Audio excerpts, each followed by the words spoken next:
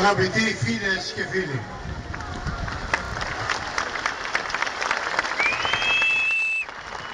σήμερα βιώνουμε μια μεγάλη εθνική τραγωδία. Σύσσωμος ο ελληνικός λαός οδηγήθηκε στην άκρη του γκρεμού χωρίς να το ξέρει και χωρίς να το θέλει.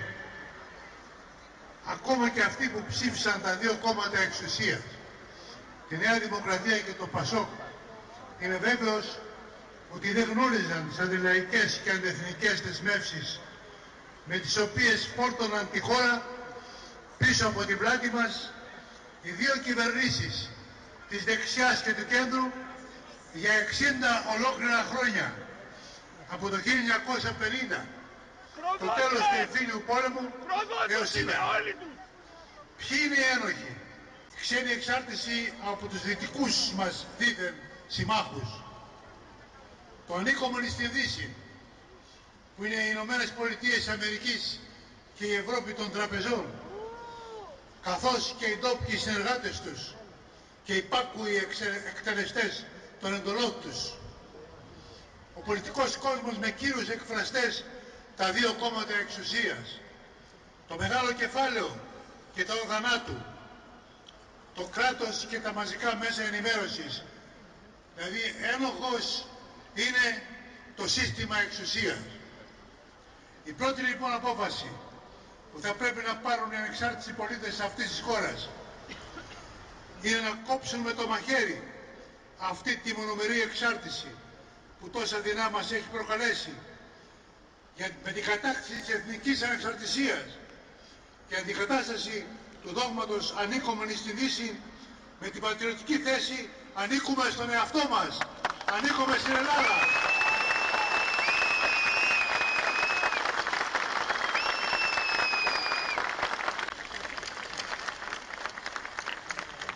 Έχοντας μπροστά μας αυτά τα υψηλά ιδανικά που θα μας βγάλουν μια για πάντα από τη μέγενη της εξάρτησης και θα μας οδηγήσουν για πρώτη φορά μετά το 1821 και το 1940 σε περίοδο πραγματικής ελευθερίας και ανεξαρτησίας, λαϊκής κυριαρχίας και πατριωτικής αναγέννησης, θα πρέπει σύσσωμος ο ελληνικός λαός, ενωμένος πίσω από αυτό το μεγάλο όραμα, να ξεκινήσει να παλεύει οργανωμένα με στόχο να συντρίψει το απόστημα που μας δηλητηριάζει και μας απειλεί, να συντρίψει τη ξένη εξάρτηση και το σύστημα εξουσίας. Ο Μίκης Θοδωράκης εξακολουθεί να μιλάει από το βήμα. Ο κόσμος που συγκεντρώνεται εδώ πέρα συνεχώς αυξάνεται.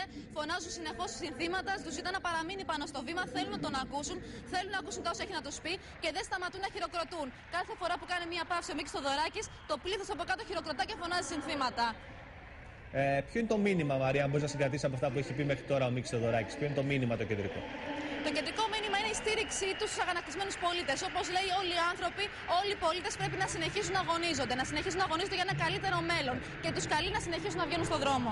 Και νομίζω ότι αυτό τουλάχιστον το μήνυμα είναι πάρα πολύ θετικό και βλέπω πάρα πολύ κόσμο, Μαρία. Έχει επεκταθεί, έχει ξεπεράσει κατά πολύ το χώρο των προπηλαίων και νομίζω ότι όλος αυτός ο κόσμος, ή τουλάχιστον οι περισσότεροι από αυτούς, μόλις τελειώσει αυτή η εκδήλωση, θα πάνε προς το Σύνταγμα. Οπότε σήμερα ο κόσμος θα είναι ιδιαίτερα πολύς. Είναι αρκετές χιλιάδες ο κόσμος που έχει συγκεντρωθεί εδώ πέρα και αν σκεφτούμε ότι είναι κλειστή πανεπιστημίου, είναι όλος ο χώρος των προπηλαίων κατηλημένος από κόσμο, μάλλον και η πλατεία κοραεί από κάτω. Δεν έχω σαφή εικόνα για το μέχρι πού φτάνει ο κόσμος. Το θέμα είναι ότι συνεχώς όμως βλέπουμε την πανεπιστημίου να γεμίζει ανθρώπους οι οποίοι κατευθύνονται προς τα εδώ. Από ό,τι φαίνεται καταλείπουν το Σύνταγμα και σιγά σιγά έρχονται προς τα εδώ. Όλοι θέλουν να ακούσουν, όπως λένε, το Μίκη Θοδωράκη. Και βλέπω ότι και σε αυτήν την εκδήλωση υπάρχουν μόνο ελληνικές σημαίες, Μαρία. Καμία κομματική σημαία, καμία κομματική οργάνωση. Είναι ένα κίνημα το οποίο συνεχίζει στη γραμμή ότι δεν εξαρτώμαστε και δεν συνδεόμαστε με κανένα κόμμα ή παράταξη.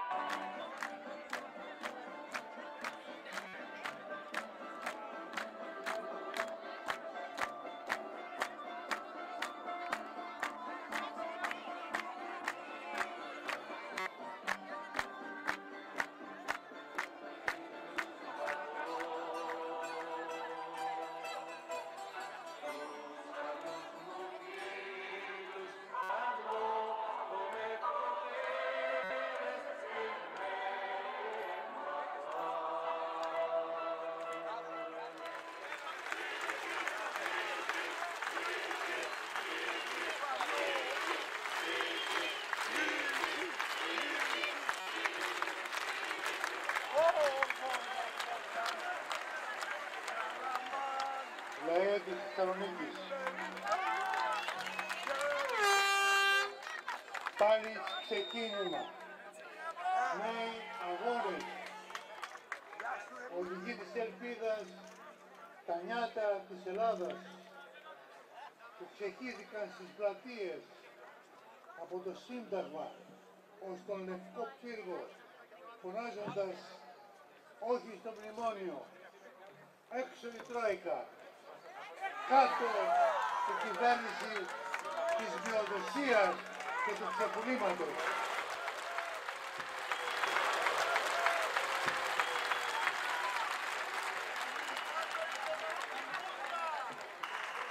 Από το καλοκαίρι του 2009 και όλο το 2010 έως σήμερα βιώνουμε στην πλάτη μας τα αποτελέσματα της τελικής φάσης με την οικονομική και κοινωνική μας εξαθλίωση που εκπορεύεται από τα διεθνή κέντρα οικονομικής και πολιτικής εξουσίας που στοχεύουν στην παγίωση της παγκοσμιοποίησης. Και αφού αυτή η επίθεση εξακολουθεί να μας χτυπά τον πολιτισμό, την ιστορία, τα εθνικά μας δικαιώματα και να απειλεί την εθνική μας ασφάλεια, πέρασε τώρα στο τελευταίο της στάδιο που αποβλέπει στη συντριβή του κοινωνικού μας ιστού και στη μεταβολή μας σε χώρα ανέργων και εξαθλιωμένων, ώστε να μην είναι ικανή να προβάλλει αντίσταση στην εισβολή των ξένων αρπακτικών οικονομικών κύκλων.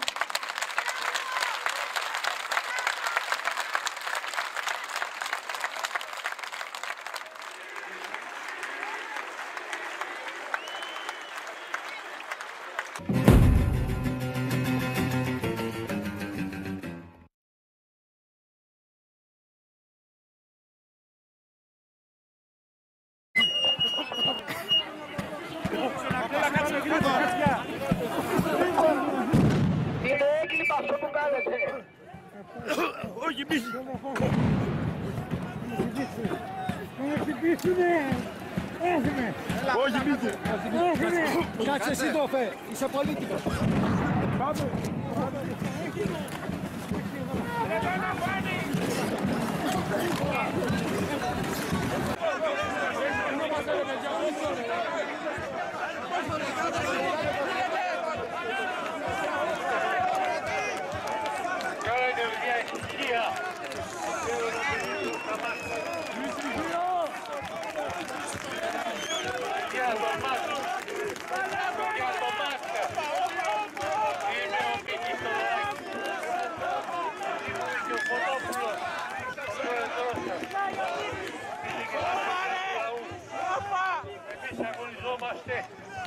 Για το λαό μας μέσα είναι έτοιμοι να ψηφίσουν το θάνατο της πατρίδας μας.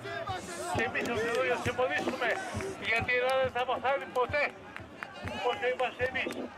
Ακούστε, παιδιά που είστε εσείς ψηλά εκεί πέρα, δεν πρόκειται να κάνουμε του τώρα, το του θα γίνει αργότερα και θα γίνει τελικό.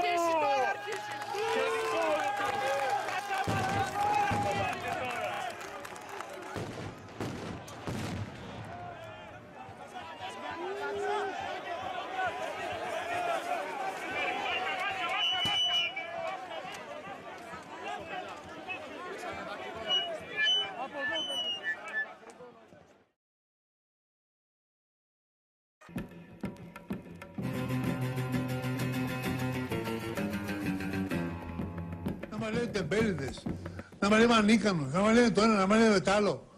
Εμάς που δουλεύουμε πιο πολύ από κάθε άλλον, που έχουμε φιλότυπο, που έχουμε αυτή την ιστορία, ή να βλέπω μέσα τους δικούς μας εκεί όπου να θέλουν να κατεδαφίσουν και την ιστορία, όπως κατεδαφίσαν τον πολιτισμό. Συνωμοσία είναι όλοι αυτοί ολόκληροι. Είναι μια συνωμοσία για να μπορέσουν να μας κλέψουν τον πολύτιμο, γιατί έχουμε πολύτιμο πλούτο κάτω από τη χώρα μας, από τη γη μας. Οπωσδήποτε θα είναι και ο στρατός μαζί, θα είναι και η αστυνομία μαζί, θα είναι όλοι όσοι είναι πατριώτες. Και είναι όλοι πατριώτες.